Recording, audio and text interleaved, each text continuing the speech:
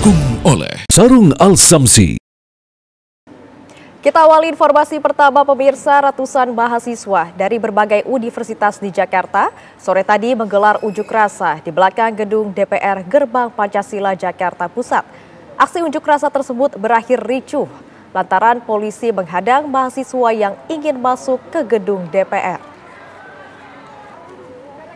Sementara itu, bentrokan antara pengunjuk rasa dan aparat keamanan tak terhindari di Jalan Palmerah, Tanah Abang, Jakarta Pusat, Kamis siang. Aksi bentrok ini sampai membuat kawasan perempatan Selipi macet.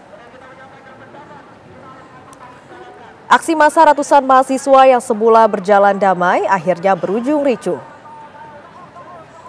Kericuhan itu terjadi saat para mahasiswa yang dalam orasinya menuntut dicabutnya tunjangan anggota DPR.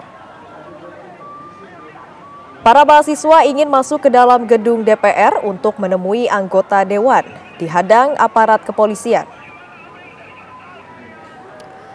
Akibat dihadang aparat kepolisian, aksi demo para mahasiswa meluapkan kekecewaan dengan melakukan pembakaran ban bekas di depan pintu gerbang Pancasila gedung DPR.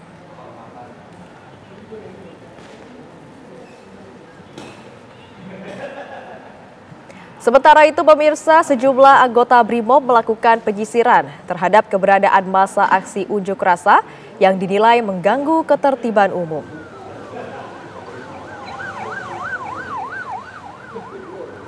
Dengan menggunakan sepeda motor, sejumlah petugas BRIMOB melakukan penyisiran terhadap massa aksi di sepanjang ruas Jalan Gatot Subroto, Tanah Abang, Jakarta Pusat.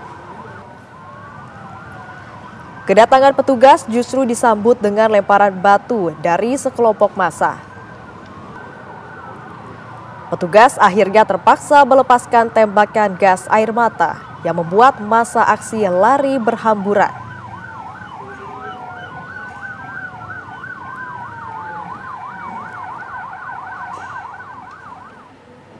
Aparat kepolisian Polres Jakarta Pusat sore tadi melakukan sweeping, penyisiran, dan penangkapan terhadap ratusan pelajar yang ingin ikut berunjuk rasa di depan gedung DPR RI.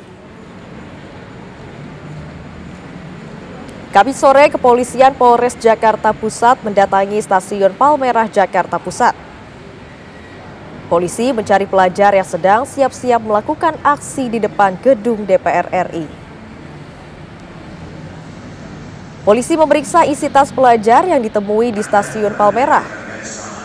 Sekitar ratusan pelajar diamankan polisi ke Polda Metro Jaya untuk menghindari aksi demonstrasi di depan gedung DPR MPR. Tindakan ini sebagai antisipasi kerusuhan yang melibatkan pelajar pada demonstrasi tanggal 25 Agustus kemarin.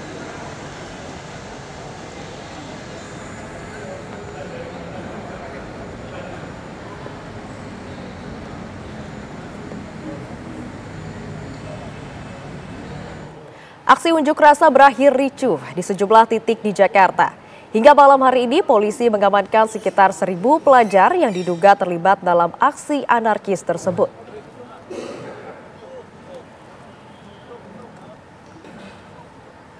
Para pelajar ini diamankan dengan berbagai barang bukti, termasuk senjata tajam.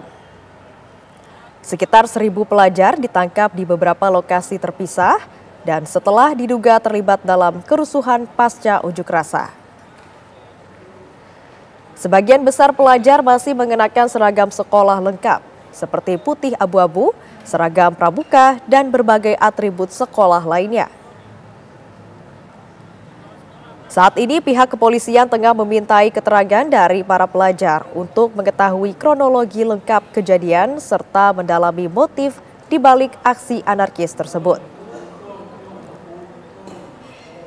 Pihak kepolisian juga telah menghubungi pihak sekolah dan orang tua untuk membantu proses pembinaan lanjutan.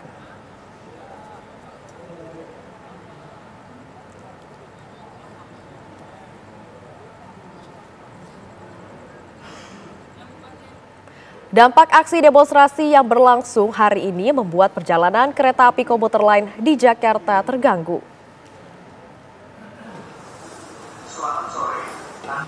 Seperti di Stasiun Sudirman, Jakarta, ribuan penumpang kereta api tertahan, tidak bisa melanjutkan perjalanannya.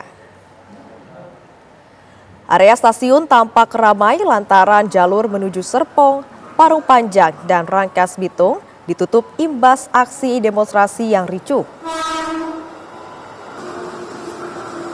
Para penumpang kereta api yang tertahan perjalanannya hanya bisa menunggu instruksi pengumuman dari petugas KRL melalui pengeras suara. Jika penutupan berlangsung hingga malam hari, maka para penumpang kereta akan beralih mencari moda transportasi lain.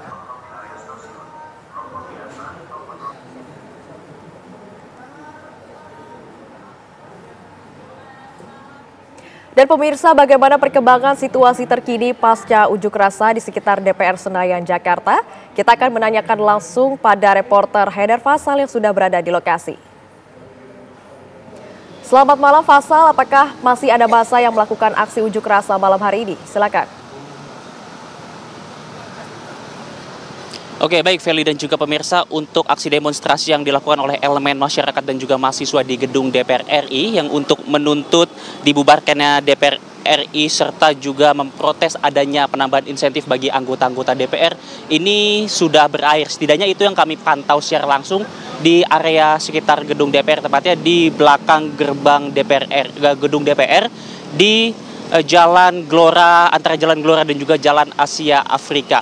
Meskipun tadi Feli dan juga pemirsa kami dapat informasikan sempat terjadi aksi yang memanas di sini antara pendemonstran dan juga polisi karena ada suatu hal yang saling tarik ulur begitu, artinya pihak demonstran dan juga polisi saling maju mundur dan juga saling menyerang dan juga bertahan. Tapi untuk saat ini Feli sudah kondusif dan juga kami informasikan bahwa memang ini sudah tidak terpantau adanya masa aksi demonstran di tempat kami mengabarkan saat ini, kendati meski memang di belakang kami dapat informasikan juga masih bersiaga satuan kepolisian dari Korps Brimob Kelapa II dan juga Polda Metro Jaya, di mana mereka memang ini bersiaga untuk memastikan kondisi di sini masih terus aman hingga nanti tidak ada lagi aksi kericuhan di sini. Dan juga Feli dan juga pemirsa, memang selain daripada itu kami dapat informasikan juga untuk lalu lintas di tempat kami mengabarkan saat ini dari arah Senayan menuju ke arah TVRI ataupun Palmerah melalui Jalan Asia Afrika ini memang sudah juga berangsur dibuka. Artinya memang para pendemonstran sudah banyak yang pulang ke rumah masing-masing. Untuk sementara demikian, Feli, kami kembalikan ke studio. Ya, Faisal, memastikan kembali apakah masyarakat sudah dapat melintas dari jalur-jalur tersebut, Faisal? Baik Feli dan juga pemirsa, untuk di tempat kami mengabarkan saat ini, jika masyarakat hendak menuju ke arah Sudirman melalui Jalan Asia Afrika, mereka memang sudah bisa melintasi area ini. Meskipun memang untuk arah ke Palmerah ini masih ditutup karena memang menjadi basis dari para pihak kepolisian dari Korps Brimob yang masih bersiaga. Tapi untuk secara keseluruhan memang di area sini sudah banyak sekali kendaraan yang lalu lalang, Feli dan juga pemirsa. Baik, terima kasih banyak Faisal atas laporan Anda. Selamat bertugas kembali dan juga hati-hati. Pemirsa, sebelumnya massa buruh dari wilayah Bekasi, Jawa Barat bertolak ke Jakarta untuk melakukan aksi unjuk rasa di depan gedung DPR bersama serikat buruh lainnya. Sementara itu, massa buruh Tangerang Raya menggelar unjuk rasa di kawasan pusat pemerintahan Provinsi Banten.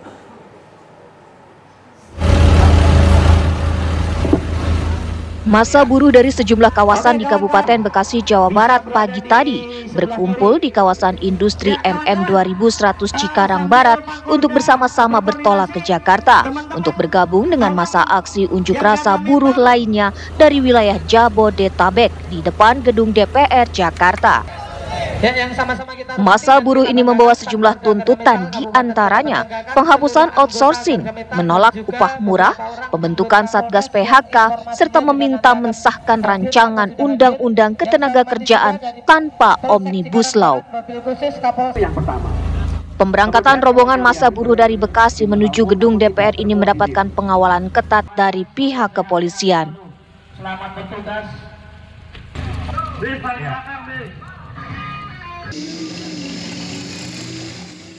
Sementara itu, ratusan buruh dari berbagai serikat se-Tangerang Raya bergerak menuju kawasan pusat pemerintahan Provinsi Banten atau KP3B untuk menggelar unjuk rasa. Aksi unjuk rasa ini membawa tuntutan yang serupa dengan unjuk rasa buruh di depan gedung DPR, di antaranya menghapus sistem outsourcing, kenaikan UMP 2026, pencabutan PP nomor 34 tahun 2021, pembentukan Satgas PHK, reformasi pajak buruh, dan mensahkan rancangan Undang-Undang Ketenagakerjaan. Dari Bekasi, Jawa Barat dan Tangerang, Banten, Suryo Daryono, Rusdi Muslim, TV One mengabarkan. Tim Jatanras Polda Metro Jaya menangkap 2 orang pelaku pembunuhan Kepala Cabang Bank BUMN yang berperan sebagai tim pemantau aktivitas korban.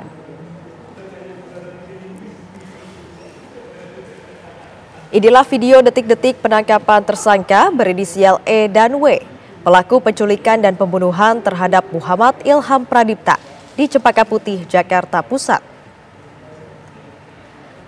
Tersangka E ditangkap di Pluit Selatan Raya, Penjaringan, Jakarta Utara. Sedangkan tersangka W diamankan di kawasan Cikarang Barat, Kabupaten Bekasi.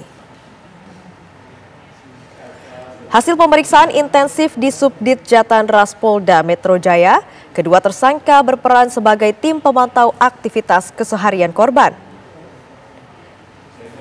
Hingga saat ini Jatanras di Treskrimum Polda Metro Jaya sudah mengamankan 15 orang tersangka, termasuk seorang pengusaha berinisial DH yang ditenggarai sebagai otak pembunuhan.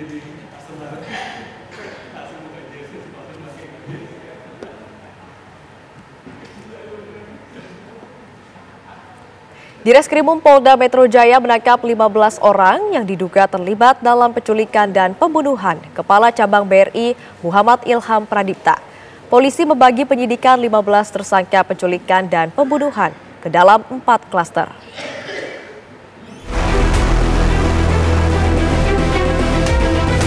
Direktorat Reserse Kriminal Umum Polda Metro Jaya menangkap 15 orang yang diduga terlibat dalam penculikan dan pembunuhan Kepala Cabang BRI M. Ilham Pradipta. 9 orang ditangkap Subdit Jatanras, sedangkan 6 lainnya ditangkap oleh Subdit Resmob.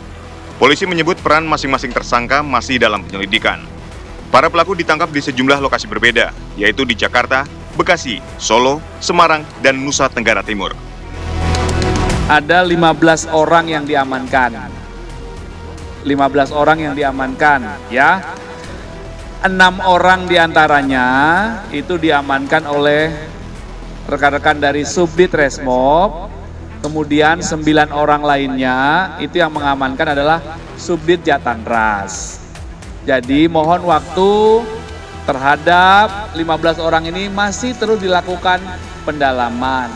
Pemeriksaan itu dilakukan secara hati-hati, mendalam, menunjukkan barang bukti, mencocokkan setelah orang yang diamankan si A misalkan dicocokkan dengan keterangannya B, dicocokkan dengan keterangan C, dan lain sebagainya. Sehingga ini membutuhkan waktu, kami harus hati-hati, kami harus berdasarkan SOP, kami juga harus proporsional. Polisi membagi penyidikan 15 tersangka penculikan dan pembunuhan ke dalam 4 klaster, yaitu klaster aktor intelektual, klaster yang membuntuti, klaster yang menculik, dan klaster yang menganiaya hingga mengakibatkan korban meninggal dunia dan membuang korban. Sebelumnya, Kepala Kantor Cabang BRI M. Ilham Pradipta diculik di parkiran sebuah pusat perbelanjaan di Jakarta Timur. Dan keesokan harinya ditemukan tewas di area persawahan di Kabupaten Bekasi, Jawa Barat pada 21 Agustus 2025. Tim TV One mengabarkan.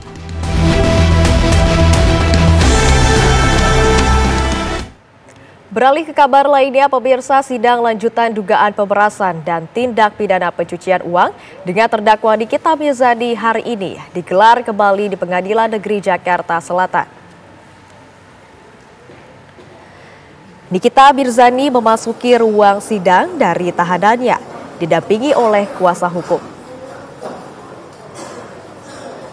Agenda utama persidangan pada hari ini adalah mendengarkan kesaksian 4 orang yang dihadirkan jaksa penuntut umum.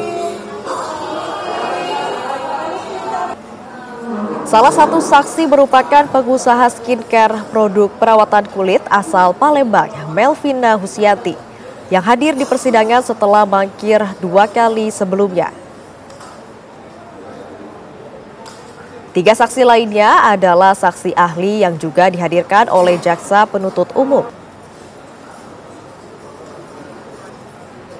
Sebelumnya dalam dakwaan jaksa, Nikita disebut menyiarkan pernyataan yang menjatuhkan produk skincare milik Reza Gladys melalui siaran langsung di platform media sosial. Nikita juga diduga memberikan ancaman yang dapat mempengaruhi bisnis Reza jika permintaan uang tidak dipenuhi. Reza pun memberikan uang sebesar 4 miliar rupiah setelah Nikita meminta 5 miliar rupiah. Korban Reza Gladys merasa diperas dan melaporkan hal tersebut ke polisi.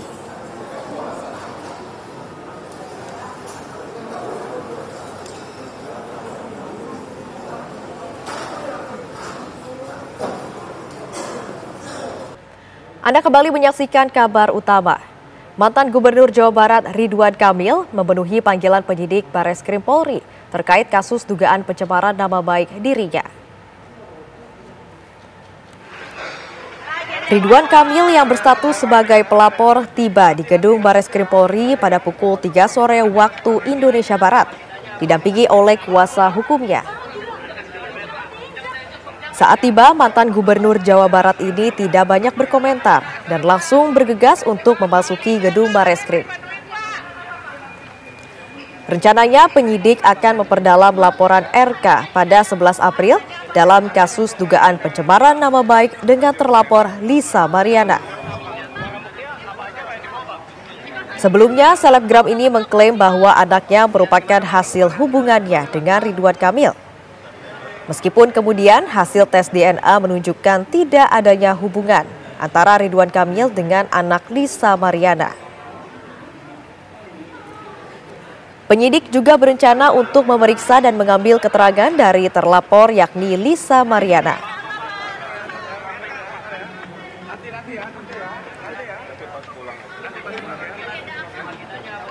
Nama baik. Nah, setelah ini nanti dilanjutkan proses-proses hukumnya karena sudah masuk ke ranah hukum. Jadi kita menghormati ranah penyidik dan lain-lain. Secara umum juga saya sudah lega ya, fitnah besar ini bisa ditepis oleh sebuah cara ilmiah, yaitu tes DNA. Hasil pemeriksaan tes DNA mantan Gubernur Jawa Barat Ridwan Kamil dan juga anak selebgram Lisa Mariana berinisial CA tidak memiliki kecocokan atau non-identik. Lisa Mariana menyampaikan kekecewaan dan menyinggung kasus dugaan korupsi Bank BJB menanggapi hasil tes DNA di media sosial.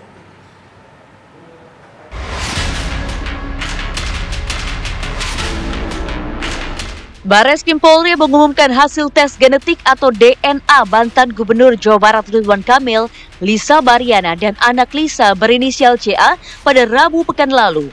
Bareskrim Polri menyatakan hasil tes DNA antara RK dan anak Lisa berinisial CA tidak memiliki kecocokan atau non-identik.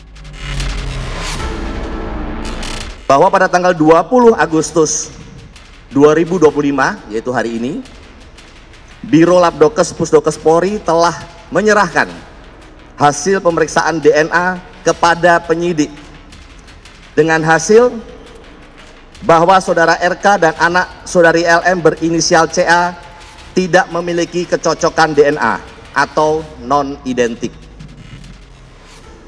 Bahwa berdasarkan hasil tes DNA tersebut, penyidik akan melakukan langkah-langkah selanjutnya untuk memberikan kepastian hukum terkait dengan perkara ini.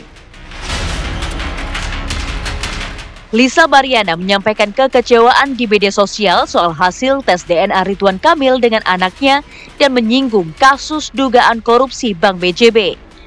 Sebelumnya, permohonan tes DNA dilayangkan pihak RK untuk menguji kebenaran asal-usul dan membuktikan secara ilmiah hubungan antara RK, Lisa, dan CA. Tim kuasa hukum Ridwan Kamil menegaskan akan melanjutkan proses gugatan balik terhadap Lisa Mariana atas dugaan pencemaran nama baik di Pengadilan Negeri Bandung. Putusan telah dijadwalkan digelar pada 8 September mendatang untuk menentukan kewenangan pengadilan dalam mengadili gugatan tersebut. Tim TV One mengabarkan. Beralih kabar lainnya, pemirsa, jajaran Polres Blitar Kota menindak belasan truk berbuatan sound horeg di Desa Kedawung, Kabupaten Blitar.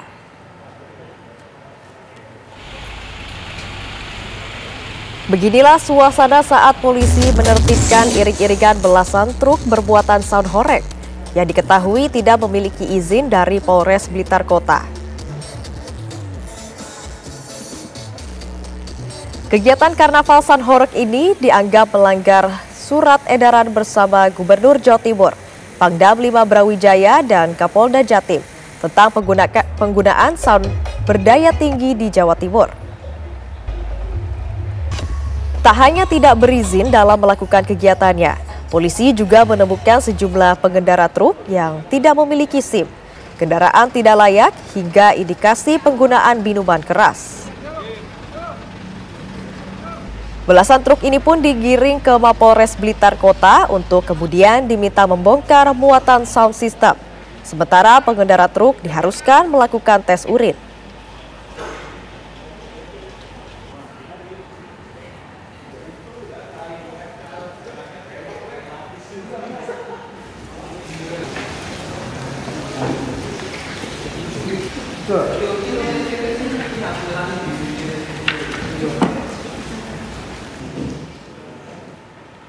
Komisi 13 DPR RI memanggil musisi, pencipta lagu, hingga Lembaga Manajemen Kolektif Nasional atau LMKN. Komisi 13 membahas tim perumus revisi Undang-Undang Hak Cipta. Sempat terjadi perdebatan saat Ahmad Dhani beberapa kali menyela pernyataan Ariel Noah dan Judika.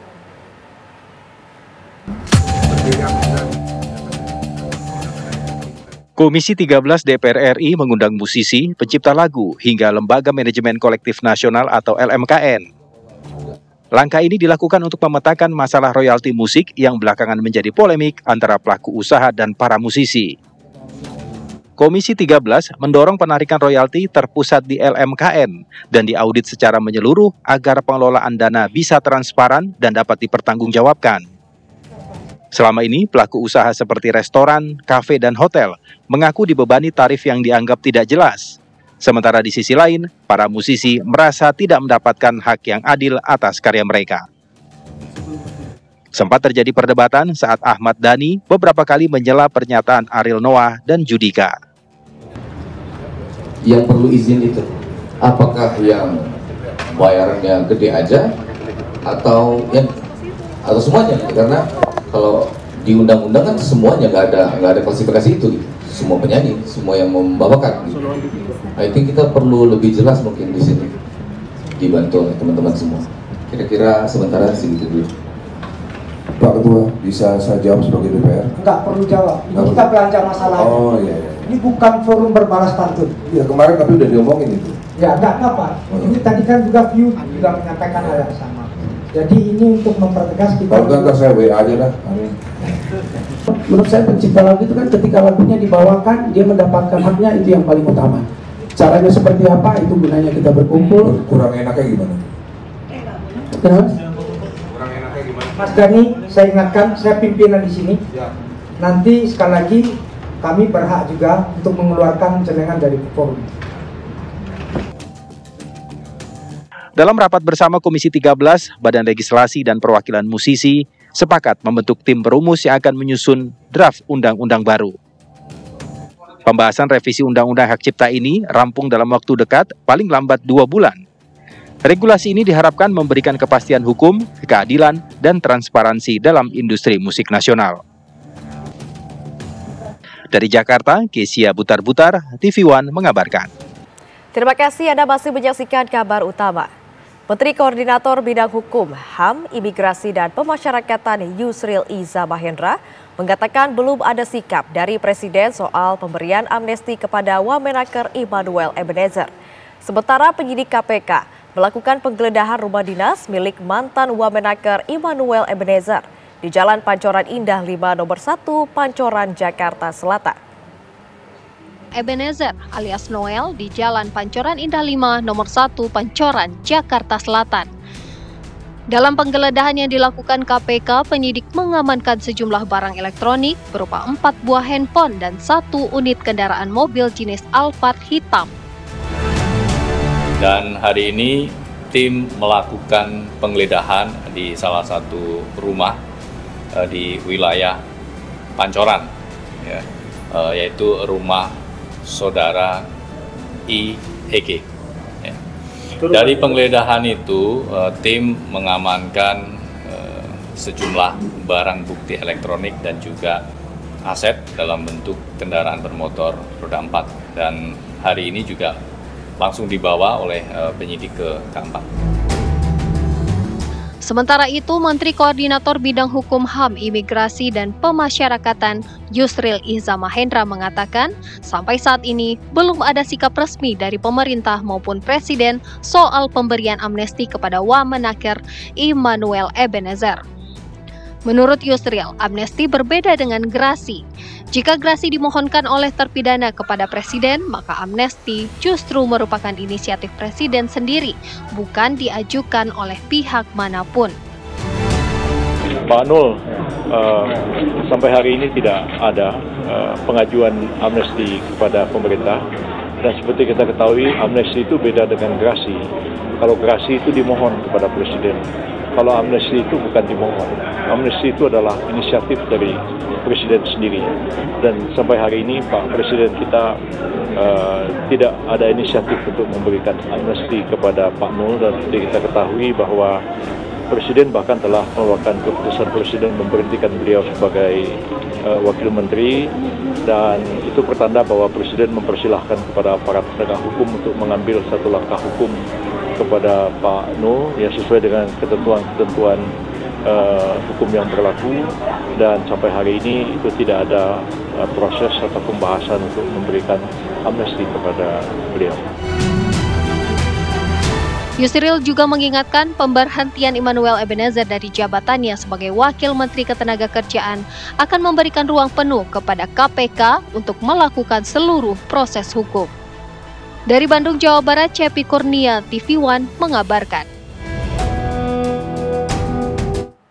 Pemirsa, Presiden Prabowo Subianto sindir mantan Wakil Menteri Ketenagakerjaan Immanuel Ebenezer yang ditangkap oleh KPK. Prabowo mengaku malu atas tindakan yang dilakukan salah satu wakil menterinya yang juga merupakan anggota Partai Gerindra. Berikut pernyataan Presiden Prabowo saat menyampaikan pesan anti korupsi di hadapan 137 bupati pembukaan Apkasi Otonomi Expo Tangerang, Banten, Kamis siang.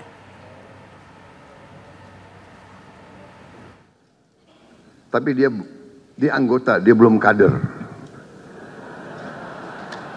Kalau kader itu ikut pendidikan. Yang tadi itu, Otoman itu dia harus belajar itu.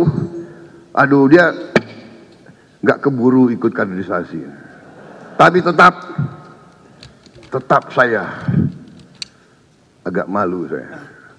Sebetulnya orangnya itu menarik ya. Mungkin dia hilaf. Saudara-saudara, apakah tidak ingat istri dan anaknya?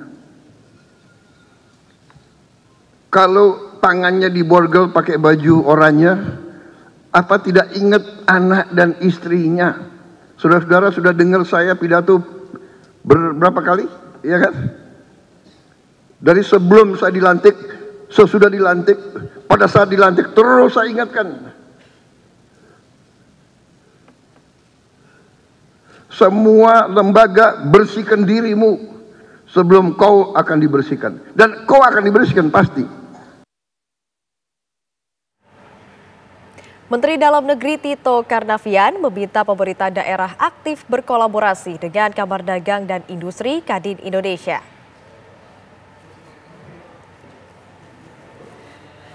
Hal itu disampaikan Tito di hadapan 137 kepala daerah dalam kegiatan Apkasi Otonomi Expo Tangerang yang dihadiri oleh Presiden Republik Indonesia Prabowo Subianto di Tangerang, Banten hari ini. Dijelaskan Tito, tujuan kolaborasi antara pemerintah daerah atau Pemda dengan Kadin adalah untuk memperkuat perekonomian lokal serta meningkatkan pendapatan asli daerah atau PAD. Menurut Tito pula, Kadin merupakan organisasi resmi yang mewadahi seluruh pelaku usaha di Indonesia, baik dari sektor usaha negara, koperasi, serta swasta. Kadin juga dapat menjembatani antara pengusaha dan pemerintah dalam menyuarakan kepentingan usaha.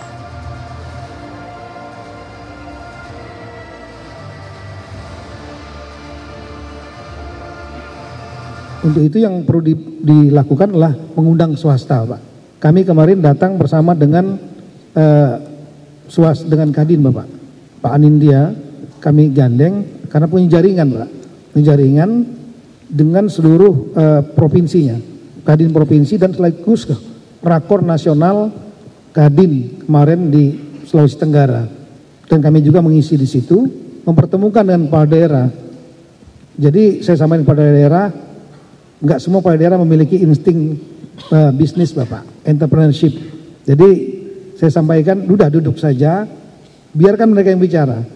Apa potensi daerah-daerah ini, daerah kita masing-masing, dan setelah itu apa yang diinginkan kebijakan atau apapun insentif yang diperlukan dari kepala daerah sebagai yang punya kewenangan, Pak. Dengarkan, setelah itu yang bisa diberikan insentif atau kebijakan yang berpihak pada mereka, nah itu yang dikerjakan. Terima kasih Anda masih menyaksikan kabar utama.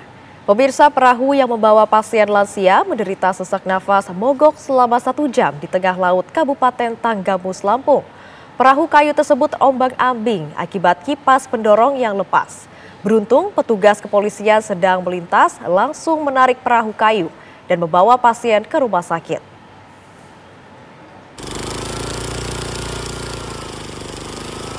Perahu kayu ketinting yang membawa pasien lansia menderita sesak napas mogok selama 1 jam di tengah laut perairan Pekon Wainipah, Kecamatan Pematang Sawah, Kabupaten Tanggamus, Lampung. Peristiwa ini terjadi pada Rabu sore pukul 16.30 waktu Indonesia bagian Barat. Perahu itu diketahui mengangkut 7 orang, termasuk tenaga medis serta seorang pasien lanjut usia. Beruntung, rombongan Polsek Pematang Sawah sedang melintas menggunakan perahu fiber. Usai melaksanakan kegiatan di Pekon Tampang Muda, membantu menyelamatkan perahu kayu yang sedang terombang-ambing karena kipas pendorong yang lepas. Untuk kejadian perahu yang macet, kami ketemu perahu tersebut pada saat pulang dari Martanda. Dan di perahu tersebut ada pasien lagi diinfus, didampingi oleh nakes beserta keluarganya. Setelah minta tolong, kita tarik ke Wainipah dan untuk pasien tersebut langsung dibawa ke Rumah Sakit Panti Scanti Gisting. Setibanya di pesisir pantai Wainipah, pasien segera dievakuasi menggunakan kendaraan roda 4 untuk melanjutkan perjalanan menuju ke rumah sakit. Dari Tanggamus, Lampung, Pujiansyah Herdi, TV One mengabarkan.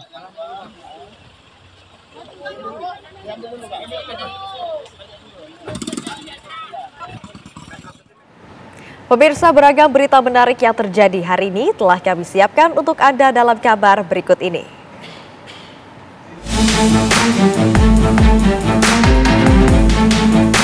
Kericuhan antara mahasiswa dan aparat kepolisian terjadi di belakang gedung DPR Gerbang Pancasila, Jakarta Pusat. Para mahasiswa yang ingin masuk ke dalam gedung DPR untuk menemui anggota dewan dan menyampaikan aspirasinya diadang aparat kepolisian.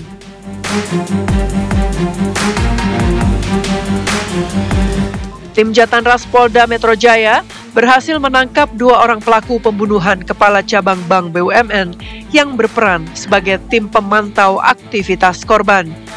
Kedua pelaku berinisial E dan W ditangkap di 2 lokasi berbeda. Hingga saat ini, Jatanras Ditreskrim Polda Metro Jaya sudah mengamankan 15 orang tersangka dalam kasus ini.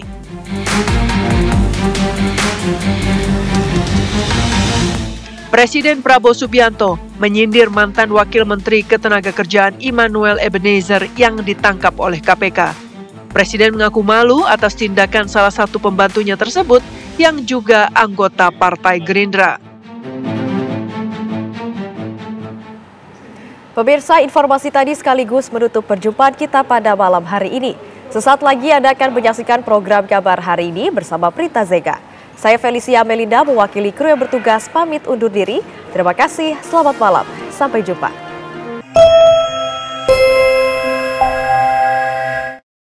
Didukung oleh Sarung Al Samsi.